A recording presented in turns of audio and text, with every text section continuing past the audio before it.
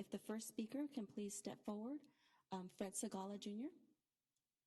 Most of you voted in favor of this development in item 15 with little mention or concern for the pitiful precedent, followed by yet another developer more than happy to donate a relatively meaningless amount to avoid having to at all address our affordable housing crisis. You ignored concerns by your colleague regarding the lack of an affordable housing policy, as well as concerns over the removal of more potential park space in an area that has absolutely none for about a mile in every direction. Councilwoman Mai admitted to being the chairperson for Anaheim First in our district, who was reached out to by this developer to set up meetings with the neighboring residents.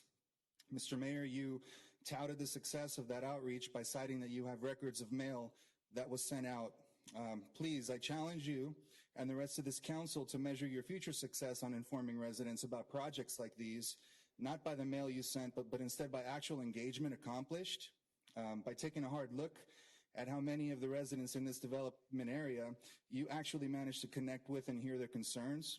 When I visited my neighbors in the Cantata neighborhood a few days ago, some residents with homes right next to the development and kids playing in their backyards still were not aware of any of your supposed notices or of what was going to be put up behind them. Please make more of an effort to involve the residents, because they are not going to be happy when they find out their councilwoman, chairperson for Anaheim First, is the chair of a group who isn't really advocating for the residents, but instead engaging in subtle suppression of resident voices, as she continues to vote for the benefit of yet another developer focused solely on profit. Other county cities have adopted inclusionary housing ordinances mirroring redevelopment requirements. New developments such as this are financially unattainable to current residents or workers. Continued overproduction taxes infrastructure and diminishes quality of life for our current residents. If you continue to approve developments such as this without an inclusionary housing policy, additional ADU production will end up occurring primarily in districts 3 and 4, exacerbating severe parking problems in those areas. Please find a way to implement an affordable housing development fee immediately, applicable to residential development projects like this that benefit from a general plan amendment and zone changes.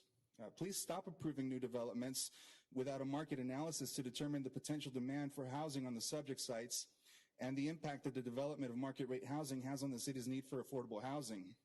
Councilwoman Mai, I must say that openly admitting that you chair a group that has become the go-to for developers looking for help getting their market rate developments approved with minimal resident pushback or affordable housing allotments is pretty disturbing. At the last meeting, you also commented that you were looking forward to seeing what your appointment to the City Council would be offering you. Was that yet another Freudian slip revealing your true intentions? I'd like to challenge you to change your perspective and ask yourself what you plan on offering in service to the residents of your district instead. Thank you.